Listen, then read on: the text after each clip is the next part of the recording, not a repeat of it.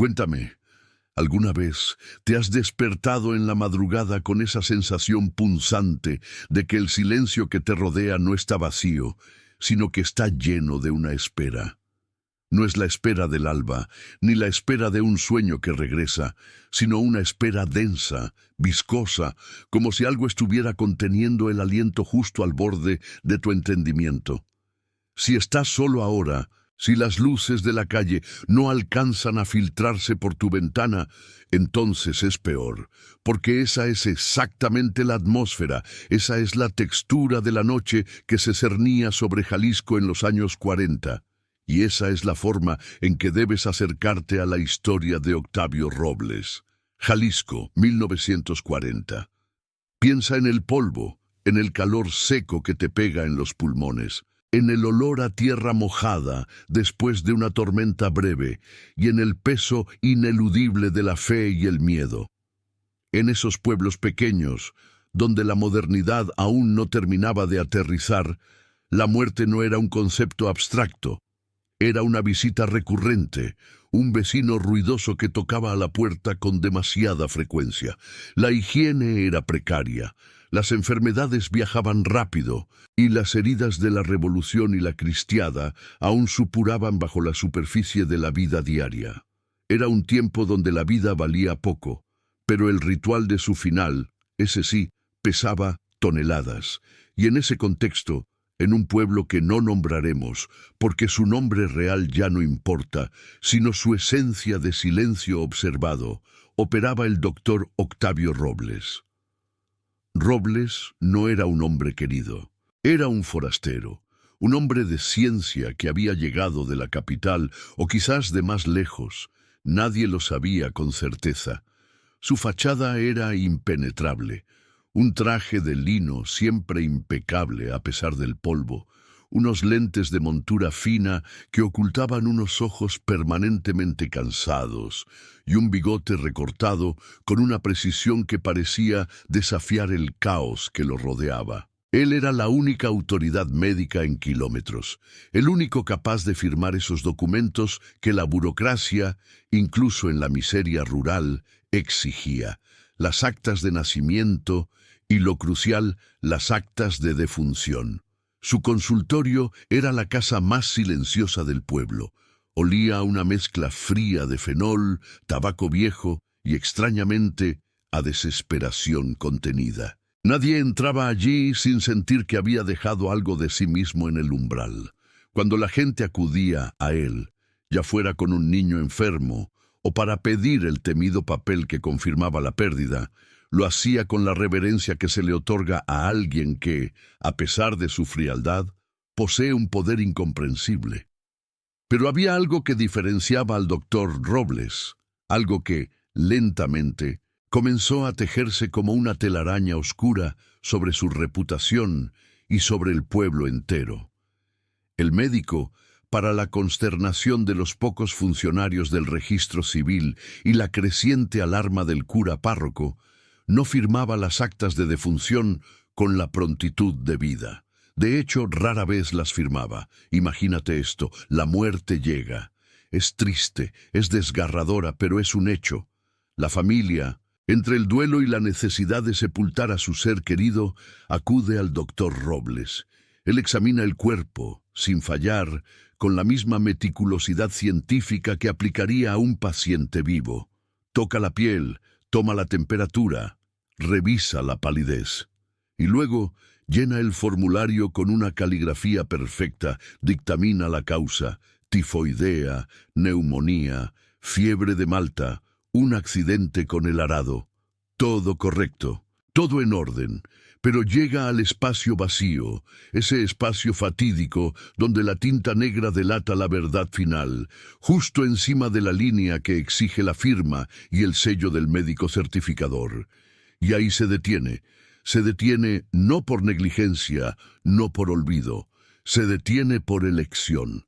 Los expedientes comenzaban a acumularse en una pila cada vez más alta sobre un escritorio auxiliar, cubiertos con una delgada capa de polvo que el doctor se negaba a limpiar. Eran expedientes de personas que ante los ojos de Dios y de sus vecinos estaban muertas, enterradas y lloradas. Pero ante los ojos del Estado, y más importante, ante el juicio final del doctor Octavio Robles, seguían en un limbo extraño. ¿Qué significa que un médico se niegue a certificar la muerte? Para la gente del pueblo, significaba un problema legal y religioso. Sin el acta, los trámites de herencia se estancaban y en algunos casos el sacerdote se mostraba renuente a oficiar ciertos ritos, temiendo una incorrección ante los ojos de la fe. Empezaron los murmullos, esos susurros que en un pueblo pequeño tienen el peso de una sentencia judicial. Dicen que el doctor está loco, que es un incrédulo y le teme a Dios, que está esperando algo. Pero si te pido que te quedes en este silencio y escuches la verdad detrás de esos murmullos, te darás cuenta de que la locura de Robles no era un desvarío sin sentido, sino una obsesión aterradora. El doctor no temía a Dios ni al Estado. Él temía al vacío que dejaba la muerte, y creía, con una convicción que rayaba en lo patológico, que ese vacío no se llenaba con tierra, sino con una ausencia que, de alguna manera, permanecía demasiado cerca. Mira, en ese tiempo, sin la tecnología que hoy conocemos, la línea entre la vida y la muerte a veces era difusa.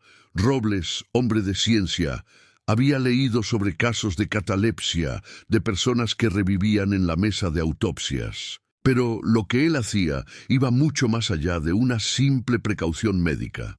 Él no solo esperaba unos días para estar seguro, él esperaba, a veces, semanas, y en algunos casos, meses. Y aunque el cuerpo ya estuviera bajo tierra, él mantenía el expediente abierto. ¿Por qué? Porque el doctor Robles tenía la terrible convicción de que firmar el acta de defunción era, literalmente, la llave final. No la llave que abría la puerta del cielo o del infierno, sino la llave que liberaba lo que quedaba de la persona en el plano terrenal. Y él no quería liberarlo. O, peor aún, no estaba seguro de que se hubiese ido del todo. Imagina la escena. El doctor, solo en su consultorio a la luz amarillenta de la lámpara de queroseno. El calor es opresivo y el aire está quieto. Él saca uno de los expedientes pendientes, por ejemplo el de don Rafael, un anciano que había muerto de pulmonía hacía 3 semanas. Robles revisa los síntomas, la fecha del deceso, la confirmación de la sepultura, y luego lo hace. Lo que nadie más en el pueblo sabe, ni siquiera el sacerdote, ni su joven y asustado asistente. Robles se sienta frente al expediente y espera. Sí, espera. Con el bolígrafo cargado de tinta negra y el papel oficial esperando su rúbrica, él espera a que el paciente, el don Rafael, le dé permiso. Es en este punto donde la ciencia se rompe y el horror psicológico comienza a filtrarse como una humedad fría en las paredes de la realidad. Robles creía que la muerte, la verdadera y completa extinción de la conciencia, no ocurría en el momento en que el corazón se detenía, sino en el momento en que el entorno aceptaba y validaba esa ausencia. Y mientras él no firmara, el alma, la esencia, el fantasma, el espectro o la energía residual, lo que fuera, estaba obligada a permanecer, atada a esa burocracia terrenal que el médico controlaba con puño de hierro. Puedes sentir el peso de esa idea, que tu descanso eterno dependa de un pedazo de papel y la voluntad de un hombre que se sienta en la oscuridad, que tu existencia se convierta en una etiqueta de pendiente, en un archivador polvoriento.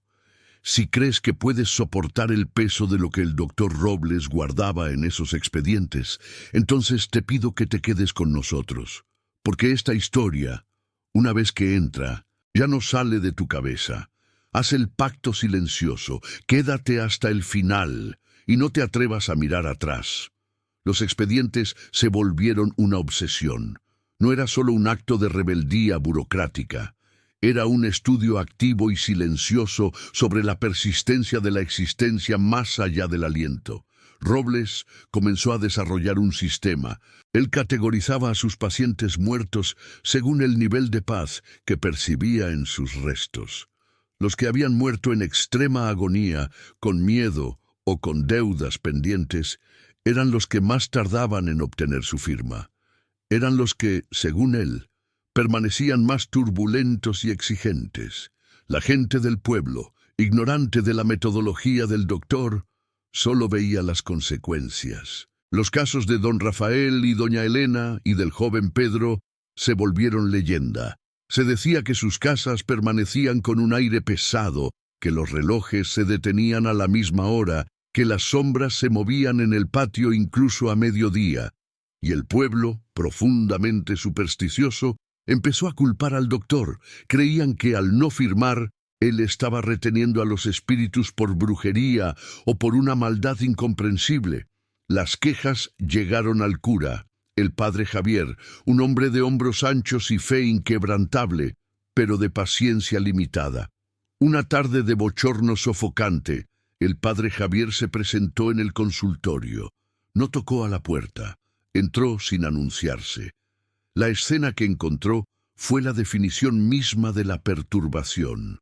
Robles estaba sentado, como siempre, pero no leyendo un libro ni escribiendo una receta.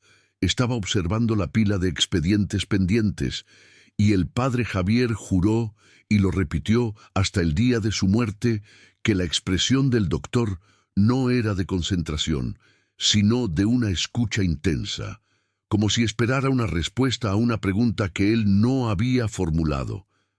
«Doctor Robles», dijo el cura, su voz resonando en el silencio funerario, «no podemos seguir así. La gente habla.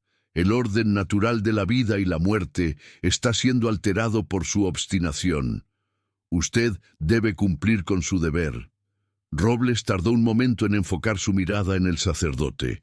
Cuando lo hizo, sus ojos detrás del cristal parecían los de un hombre que acababa de salir de un largo y oscuro túnel. «Padre», respondió Robles con esa voz seca y baja que siempre utilizaba, la voz que parecía temer romper el silencio. «Mi deber no es solamente declarar lo obvio. Mi deber es garantizar el descanso final. Y, le aseguro, muchos de mis pacientes no están listos para ese descanso. Están muertos, doctor. ¿Qué espera? ¿Una resurrección?» El cura intentó sonar irónico, pero el miedo se le colaba en la garganta. Robles se inclinó hacia adelante, su gesto confidencial y opresivo. «Mire este expediente, padre, el de doña Clara. Murió hace 18 días. La causa fue una apoplejía, sencilla. Pero yo no he firmado. ¿Y sabe por qué, padre? Porque cada noche, cuando estoy aquí, en esta habitación, donde usted y yo estamos parados, siento su respiración. No es un suspiro, no es el viento. Es una respiración, regular, superficial, pero presente. El padre Javier sintió que un escalofrío le recorría la espalda, a pesar del calor. Quiso gritar que era una locura, un desvarío causado por el aislamiento y el exceso de trabajo. Pero la calma helada de Robles era más convincente que cualquier histeria. «Usted está jugando con las almas, doctor. Eso es una blasfemia. Yo no juego, padre. Yo observo y espero. Cuando una vela se apaga, no es solo la flama la que desaparece. Es el humo, el rastro, la esencia que sigue ascendiendo un momento más. Yo espero a que el humo se disipe por completo, hasta que eso no suceda, hasta que no me quede absolutamente claro que no queda un vestigio de la intención, de la conciencia o de la espera en este plano. No firmo. Firmar es dar el permiso, y yo no estoy seguro de tener el derecho de darlo si no han terminado de irse. Esta conversación, que solo el padre Javier guardó como un secreto terrible, revela la fundación del horror del doctor Robles. No era que no creyera en la muerte, era que creía demasiado en la persistencia.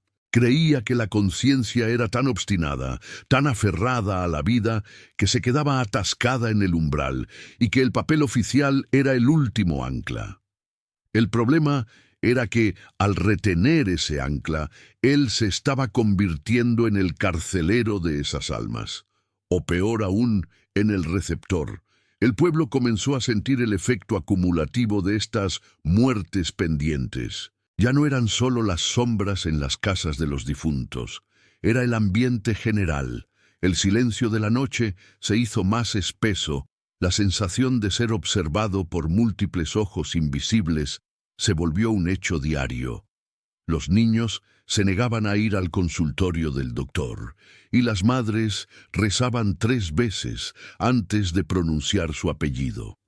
Los expedientes en la casa de Robles no eran solo papel, eran pequeñas prisiones de burocracia, cada una conteniendo un residuo de lo que fue una vida, y el doctor, noche tras noche, se sentaba entre ellos, esperando que alguno le diera la señal definitiva de que podía, por fin, dejarlos ir. Pero la señal nunca llegaba, o al menos no la señal que él esperaba. Lo que llegaba era otra cosa, una presencia, una certeza fría. Piensa en la casa del doctor. Las paredes de adobe absorbiendo la luz, la única lámpara de queroseno proyectando sombras alargadas que se movían con el más mínimo cambio de temperatura. Y en esa quietud, el doctor, con el oído puesto en la noche, tratando de discernir la respiración de un muerto. Y aquí viene el detalle que cimentó el gancho de nuestra historia. El por qué el doctor Octavio Robles pasó de ser un excéntrico a una figura de terror silencioso. Una noche de noviembre, fría y despejada, un peón encontró el cuerpo de Robles. No estaba muerto. Estaba inconsciente, tirado sobre su escritorio. En su mano, apretado con fuerza mortal, había un bolígrafo y sobre la mesa un expediente. El más reciente, el de un joven que había muerto en un accidente de carroza 3 días antes. Cuando lo llevaron a la única cama del consultorio, el padre Javier fue llamado de inmediato, y el cura, al revisar el escritorio, vio algo que le heló la sangre más que cualquier espectro. Robles no había firmado el acta, pero había escrito algo en el margen inferior, con una caligrafía temblorosa que no era la suya habitual, limpia y fría. Era una caligrafía suelta, desesperada. El padre Javier tuvo que acercar la lámpara para leer la nota. Era un solo nombre, escrito varias veces, como si la mano se hubiera negado a dejar de escribir.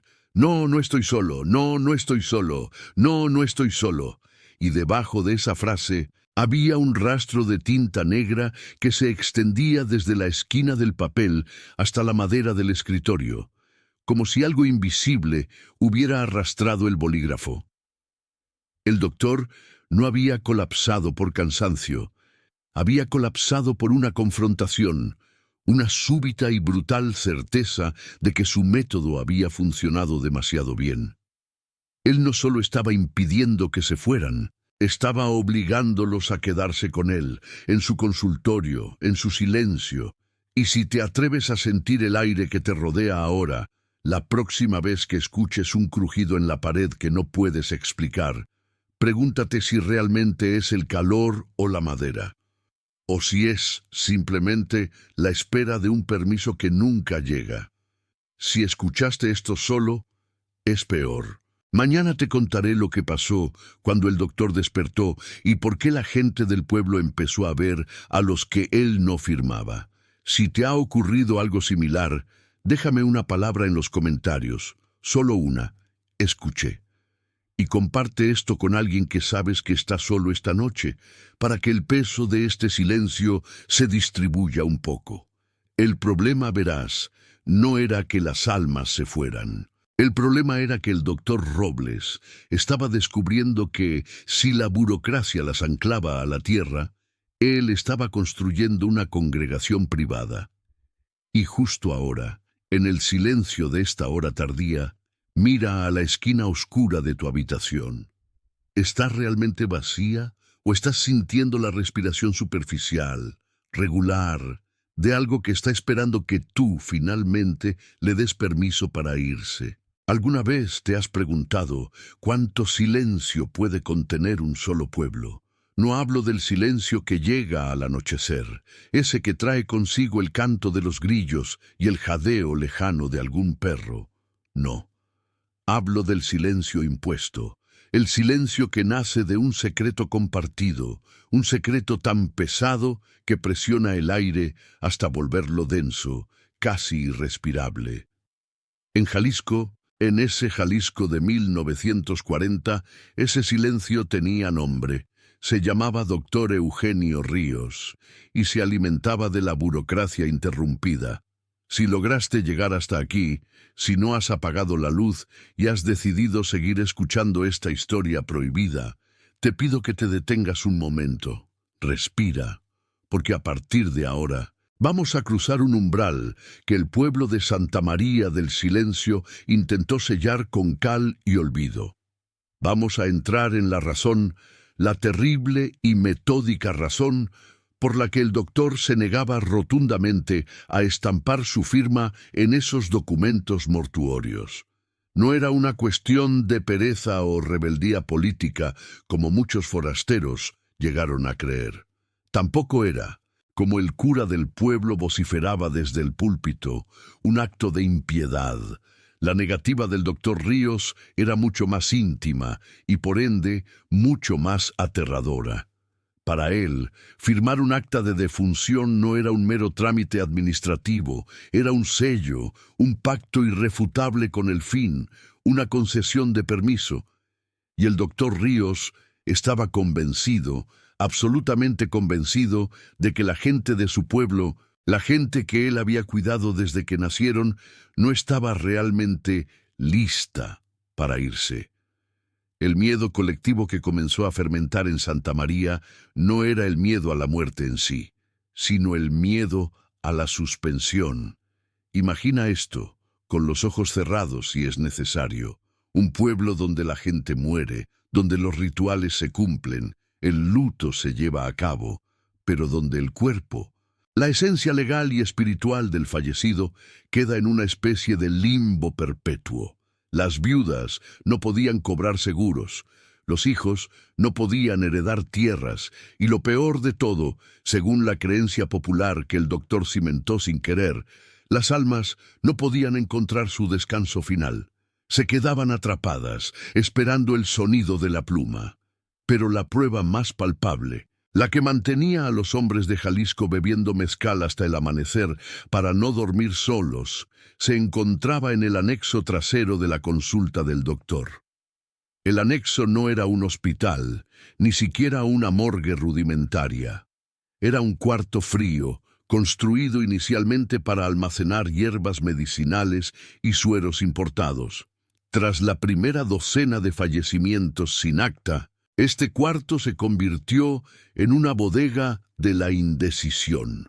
Los cuerpos, por respeto y por la ley no escrita que prohibía enterrar a alguien sin el papel oficial, eran llevados allí temporalmente, supuestamente a la espera de que el doctor Ríos se ablandara o que llegara algún funcionario desde Guadalajara. Pero el funcionario nunca llegaba y el doctor nunca cedía. El aire en ese anexo era denso, pesado, con un olor particular que no era putrefacción, sino algo más químico, más metálico, como si la voluntad misma estuviera oxidándose lentamente. Y aquí es donde la historia toma un giro hacia lo verdaderamente perturbador. Los cuerpos no se descomponían de la manera esperada, no me malinterpretes. El calor de Jalisco era implacable y la conservación no era perfecta, pero la apariencia de los difuntos era anormal. Los rostros, aunque pálidos, no mostraban la relajación final, ese abandono sereno que la muerte otorga. Al contrario, parecían estar en un estado de crispación permanente. Los ojos, aunque cubiertos por los párpados de cera, daban la sensación, la vívida y horrible sensación, de estar simplemente cerrados por cansancio, no por la eternidad.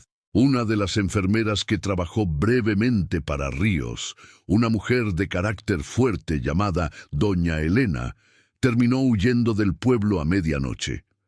Antes de irse, solo pudo balbucear una verdad que el doctor custodiaba con celo. Ella juraba que, en las madrugadas, cuando el silencio era tan puro que podías escuchar el latido de tu propia sangre en tus oídos, se oía un ruido leve y constante proveniente del anexo, un murmullo. No eran gemidos de ultratumba ni el arrastrar de cadenas que tanto temían los niños. Era un sonido sutil, mecánico. Doña Elena decía que sonaba como si los cuerpos estuvieran intentando una y otra vez retomar una respiración que se les había olvidado. Pequeños jadeos secos, fricciones de tela y un crujido ocasional, como el reajuste lento de un hueso o de una articulación que se resiste a la inmovilidad. ¿Te imaginas el horror? Estar solo en una casa de adobe, con las ventanas selladas contra el polvo, y saber que a unos cuantos metros tus vecinos muertos están practicando para volver. El doctor Ríos no veía esto como un milagro, sino como una prueba de su hipótesis. Él creía firmemente que la conciencia, la esencia volitiva de la persona, tardaba en disociarse completamente del envoltorio físico. Y lo que es peor, creía que ese lapso de tiempo no era fijo. Podría durar minutos, horas, o en el caso de su pueblo, si no se les daba el descanso burocrático, podría durar años. El acta de defunción, pensaba, era el ancla que arrastraba el espíritu hacia abajo, hacia la tierra, hacia el descanso forzado. Y si te atreves a seguir escuchando esto, si sientes la opresión de la noche mientras te cuento estos secretos de Jalisco, por favor, haz un pacto conmigo. No te vayas. Es crucial que sepas lo que el doctor estaba tratando de evitar. Si estás solo ahora mismo, quizás deberías compartir esto. Es mejor que más de uno sepa lo que significa la verdadera espera. La gran prueba de fuego, el evento que hizo que la gente dejara de ver al doctor Ríos como un excéntrico y comenzara a verlo como un custodio de lo innombrable, fue el caso de la señora Remedios. Remedios era una anciana respetada, conocida por su devoción a la Virgen de Zapopan y por tejer los mejores rebozos del pueblo. Murió apaciblemente mientras dormía una siesta a la sombra de un mango. Una muerte ideal en un pueblo atormentado. La llevaron al anexo. El doctor, como era su costumbre, se negó a firmar, ofreciendo a la familia sus condolencias y la certeza de que aún no era el momento adecuado. Pasaron 3 semanas. La familia, desesperada por enterrarla dignamente, comenzó a presionar. Un sobrino, un muchacho joven y valiente, decidió entrar al anexo por la fuerza una noche, acompañado de un par de hombres armados con linternas de queroseno. Querían el cuerpo de la tía Remedios, con acta o sin ella, para darle cristiana sepultura. Lo que encontraron no fue el cuerpo rígido y solemne que esperaban. La tía Remedios estaba en su camastro de madera. Su rostro, te repito, no mostraba signos de descomposición violenta. Pero su mano derecha, la mano experta que había tejido miles de nudos perfectos a lo largo de su vida, no estaba quieta. El sobrino, aterrorizado, encendió su linterna y apuntó directamente. La mano de Remedios se movía lentamente, milímetro a milímetro. Estaba posada sobre su pecho y el pulgar, de manera casi imperceptible, estaba dibujando círculos minúsculos sobre el tejido de su camisón. Los hombres no huyeron de inmediato, el horror los paralizó. Vieron, en la quietud casi total de esa estancia fría, a la anciana muerta ejerciendo el hábito de su vida: tejer, tocar, sentir. Su cuerpo estaba muerto, su pulso detenido, pero su memoria motriz, su alma residual, estaba aún intentando realizar una tarea cotidiana. Era la prueba de que, para el doctor Ríos, la vida no terminaba con el último aliento, sino con el cese absoluto y total de la voluntad de existir. Y el cuerpo de Remedios, en ese lento y silencioso movimiento, estaba diciendo: «No he terminado». El doctor fue confrontado a la mañana siguiente. Los hombres, con los ojos inyectados en sangre y el miedo pegado a la piel, le gritaron que Remedios se estaba moviendo. ¿Y qué fue lo que respondió el doctor Ríos? Lo dijo con una calma que helaba la sangre. Es natural. Aún está recordando. Firmar el papel ahora sería amputarle su último acto de conciencia. Sería decirle, aquí y ahora, que todo lo que fue ya no importa. Yo no tengo derecho a hacer eso. Su recuerdo, su vida debe desvanecerse por sí misma, sin mi interferencia. Para el doctor, la firma era un acto de violencia metafísica. Era un corte abrupto al hilo que conectaba el recuerdo con la realidad. Y si el alma o la conciencia aún estaba aferrada al cuerpo, aunque fuera en el nivel más básico de la memoria muscular, firmar el acta era forzar esa alma a desprenderse antes de su tiempo, dejándola vagar, incompleta y resentida. Esta visión, la de los muertos en una pausa activa, esperando la extinción completa de su voluntad, se convirtió en el esqueleto de la mitología del pueblo. Si has sentido esa paralización alguna vez, esa duda de si lo que ves es real o si estás esperando algo que nunca llega, detente, déjanos una señal. Solo escribe «Escuché la espera» en los comentarios. Es un pequeño acto de resistencia contra la soledad de este secreto. La verdadera carga para el doctor Ríos no era solo la ética de no firmar, sino el mantenimiento de lo que él consideraba un cuidado post-mortem extendido. Tenía que vigilar, tenía que observar. Él no permitía que los cuerpos fueran manipulados o movidos bruscamente, mantenía la temperatura del anexo lo más constante posible. Su clínica, que antes era un centro de sanación, se había transformado lentamente en un observatorio de los que se resistían. Y era aquí, en esta observación silenciosa y prolongada, donde la transformación de Ríos comenzó a manifestarse de la manera más evidente y enfermiza. El doctor dejó de comer y de dormir adecuadamente. Sus ojos se hundieron, pero su mirada se agudizó. Ya no miraba a los vivos con la misma intensidad. Su fascinación estaba en el umbral, en ese espacio indefinido que sus pacientes habitaban. Se le veía sentado durante horas en la entrada del anexo, la luz de una lámpara de aceite proyectando sombras largas y temblorosas sobre los cuerpos. No estaba rezando ni meditando, estaba escuchando, buscando el momento en que la mano de Remedios se detuviera para siempre, el momento en que el crujido seco del cuerpo del viejo don Justino dejara de sonar. Una vez, el sacristán, preocupado por la apariencia espectral del médico, intentó entrar y hablar con él. El doctor Ríos lo detuvo con un gesto manual, sin siquiera mirarlo. «El problema», susurró el doctor al sacristán, su voz seca y rasposa como papel lija, «es que no se van, no porque no puedan, sino porque no quieren. Hay algo en la vida que no quieren soltar, y yo soy el único que respeta su última voluntad». El sacristán juró que en ese momento, detrás del hombro del doctor, en la penumbra del anexo, escuchó no un murmullo, sino una exhalación profunda, el sonido de alguien liberando un aliento largamente contenido, pero sin inhalar de nuevo.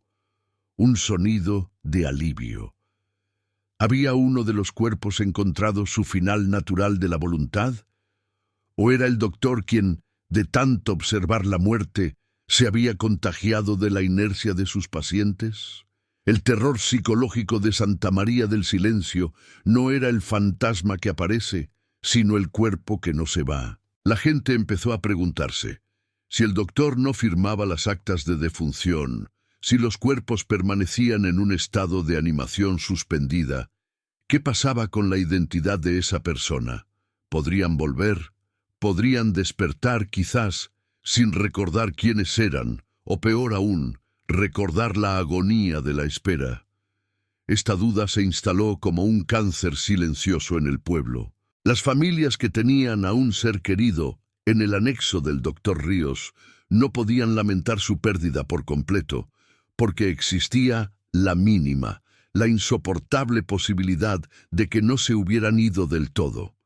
Los vivos estaban atados a los muertos por la ausencia de una firma, y el doctor, el único con la autoridad para cortar ese lazo, se había convertido en el carcelero de ambos mundos, el nuestro y el de ellos. El doctor Ríos estaba a punto de cruzar su propia línea. Su obsesión por la espera y la conciencia residual lo llevaría a tomar una decisión que trascendería la simple negativa burocrática. Una decisión que, si la hubieran sabido en 1940, habría provocado que la gente quemara ese anexo hasta los cimientos. Pero esa es una verdad que requiere una calma aún mayor para ser contada y un pacto más oscuro para ser escuchada. Por ahora te dejo con esto.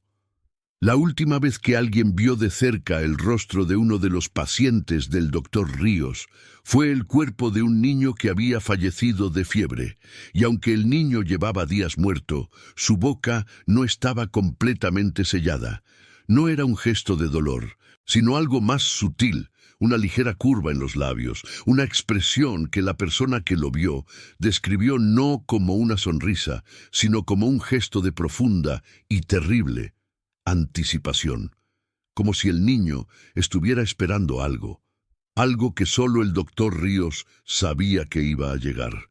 Mira la puerta, ¿está cerrada? Bien, sigue escuchando porque la próxima vez conoceremos la verdadera razón de su terror. Y quizás, si estás en silencio, tú también escuches el sonido de la espera. Y si has llegado hasta aquí, si has aguantado el peso de la historia del doctor Lázaro, es porque sabes que el verdadero terror no está en lo que grita, sino en lo que se silencia. Es momento de que te sientes, quizás apagues esa luz tenue que tienes prendida y escuches con atención, porque la verdad de Jalisco en 1940 es un pacto que no podemos romper. ¿Alguna vez te has preguntado cuánto silencio puede caber en la verdad, en esa verdad que nadie quiere nombrar? Después de toda la investigación, de todas las noches sin dormir que pasaron esos hombres del pueblo, el peso del no saber se volvió insoportable, una soga invisible apretándoles el cuello. Sabían que el doctor Lázaro guardaba algo, algo más antiguo y más frío que la medicina, que su negativa a firmar las actas de defunción no era una omisión legal, sino un ritual, una defensa, o peor aún, una posesión. La gente del pueblo, impulsada por el miedo y por la viuda de don Ramiro, el último en morir cuya alma, decían, no había encontrado paz, se reunió en una noche sin luna, de esas en que el cielo se siente tan bajo que te asfixia. Iban armados no solo con machetes viejos y lámparas de aceite, sino con la convicción de que debían detener una profanación que llevaba años ocurriendo. Se dirigieron a la casa del doctor, esa estructura de piedra pesada y silenciosa, con las ventanas siempre cerradas, como ojos vendados en medio del día. La reja del jardín chirrió con una agonía metálica cuando la empujaron. Un sonido que a medianoche resonó como el estallido de un cañón. Dentro, el silencio era diferente. No era ausencia de ruido, era la acumulación de silencio, como si el sonido se hubiera vuelto denso y pesado, atrapado entre las paredes.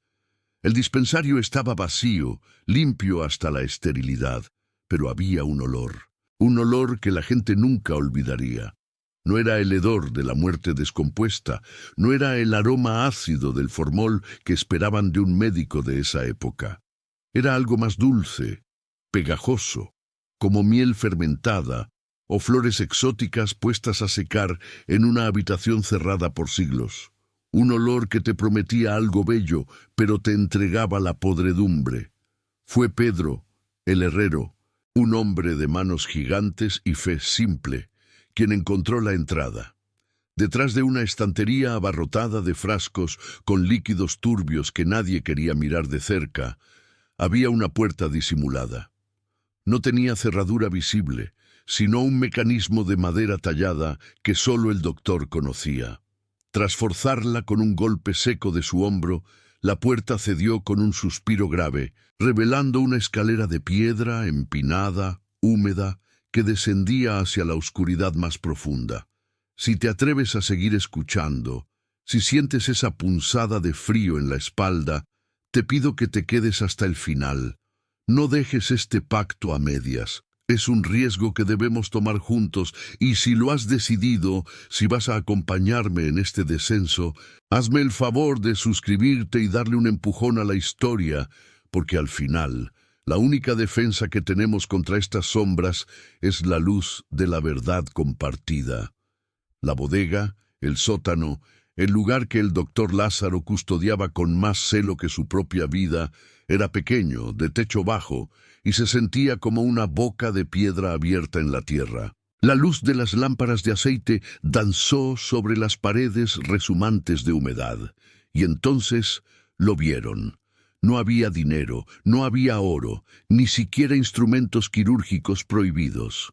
Había pacientes. Eran 5, dispuestos en catres de madera áspera y sábanas de lino amarillento. No eran esqueletos, tampoco eran momias. Parecían estar durmiendo, o más bien esperando. Don Ramiro, la niña Inés, la señora Juana.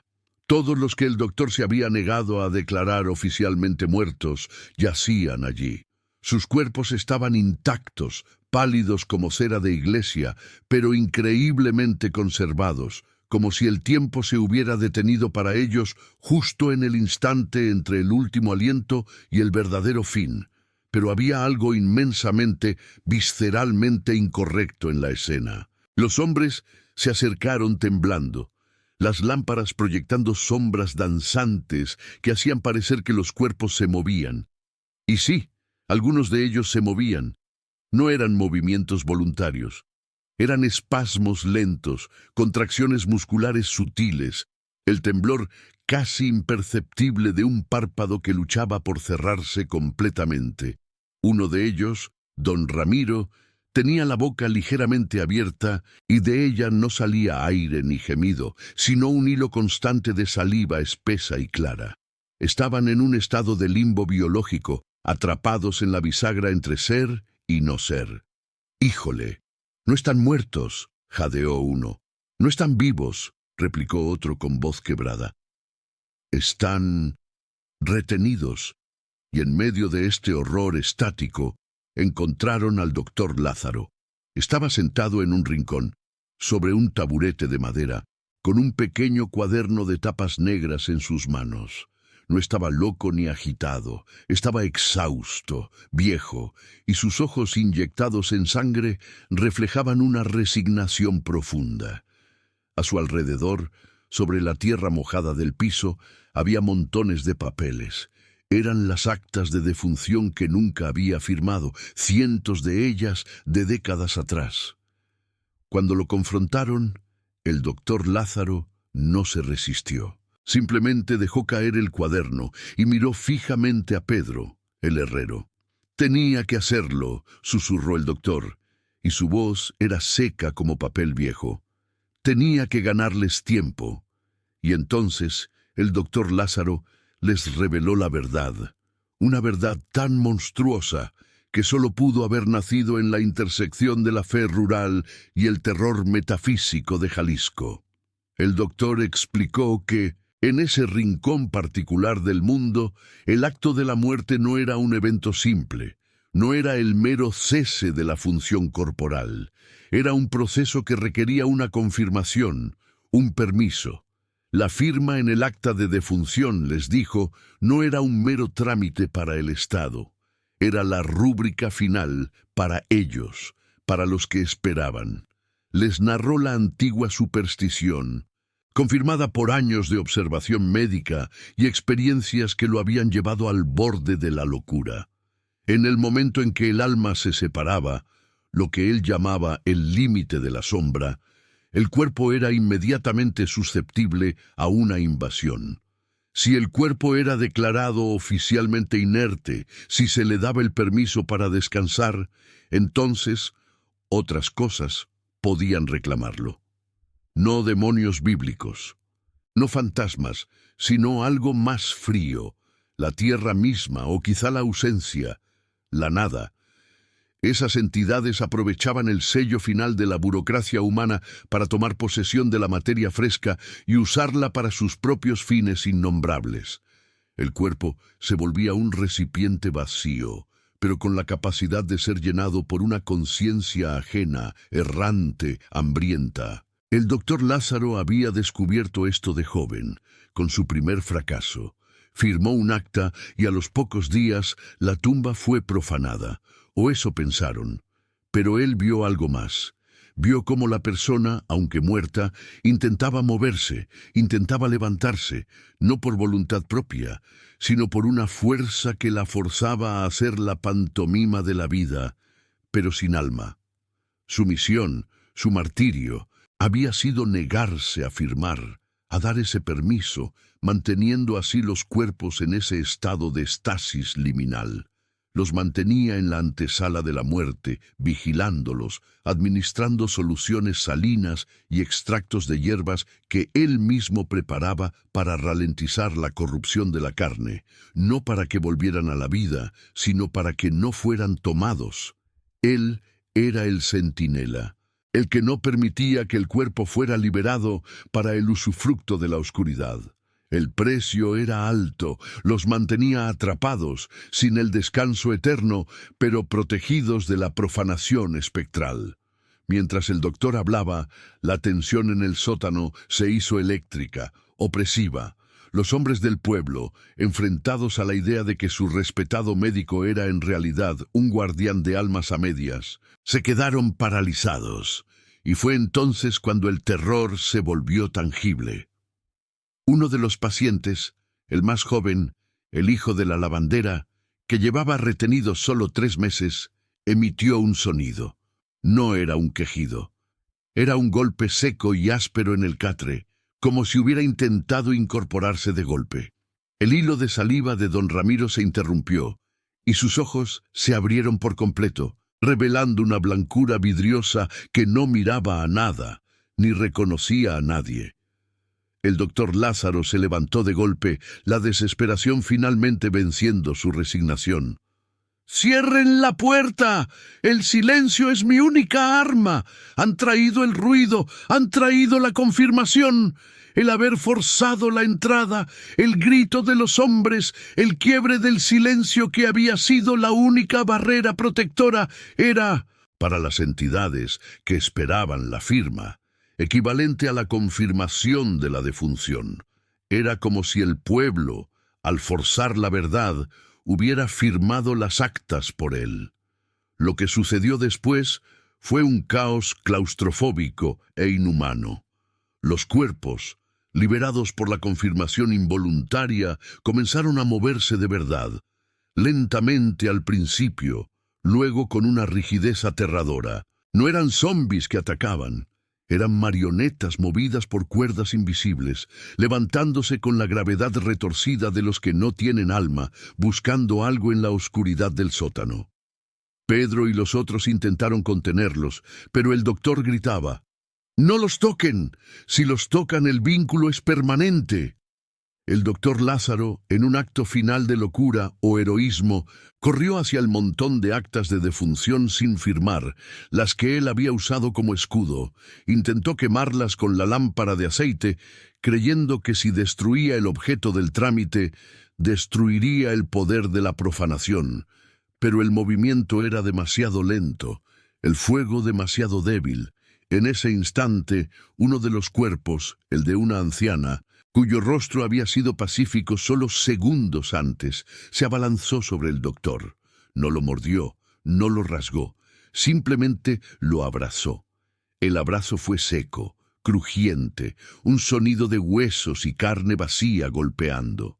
La anciana, ahora movida por la presencia desconocida, se hundió con el doctor Lázaro en el montón de papeles y tierra húmeda, arrastrándolo a la oscuridad del rincón. Los hombres del pueblo, aterrorizados, solo pudieron ver cómo el doctor intentaba luchar contra la fuerza silenciosa de la mujer. No era una pelea física, era una absorción.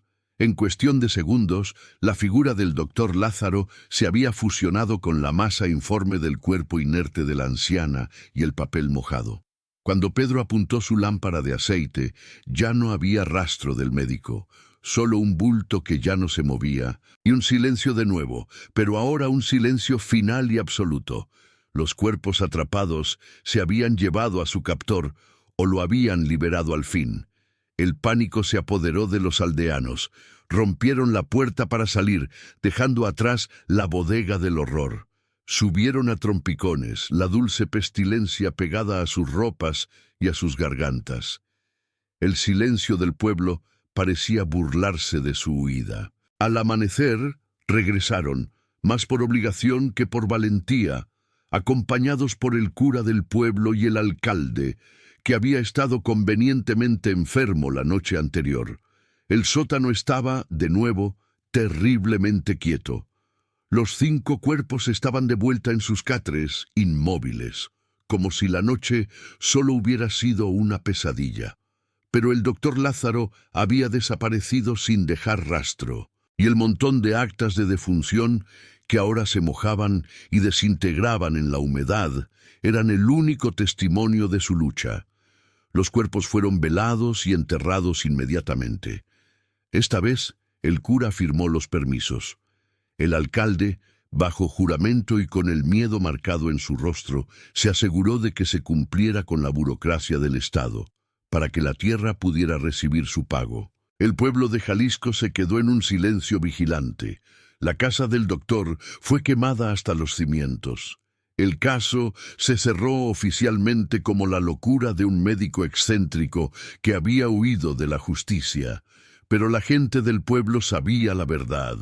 El miedo que dejó el doctor Lázaro no fue el miedo a la muerte, sino el miedo al descanso incompleto.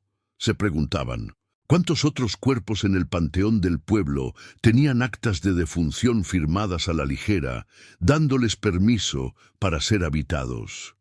La historia del doctor Lázaro se convirtió en un susurro nocturno.